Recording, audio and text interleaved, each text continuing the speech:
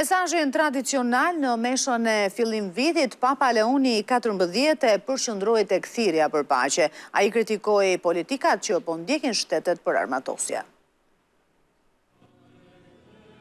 Me lutjen për paqe në një botë përfshirë nga tensionet, Papa Leoni XIV ka udhëhequr meshën e parë të vitit 2026 në Bazilikën e Shën Pjetrit. Në kremtimin edhe të ditës notërore të paqes, ati i shenjti bëri thirrje njerëzimit, veçanërisht udhëheqësve botëror, që të kthejnë syt nga thjeshtësia dhe harmonia.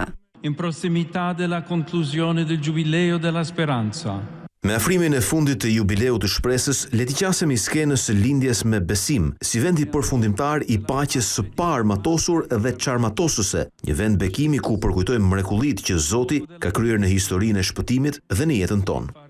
Më herët në mesazhin e tij për këtë ditë, pontifikati pati kritika të ashpra për rritjen e shpenzimeve ushtarake globale dhe përdorimin e fesë për të justifikuar konfliktet nacionaliste.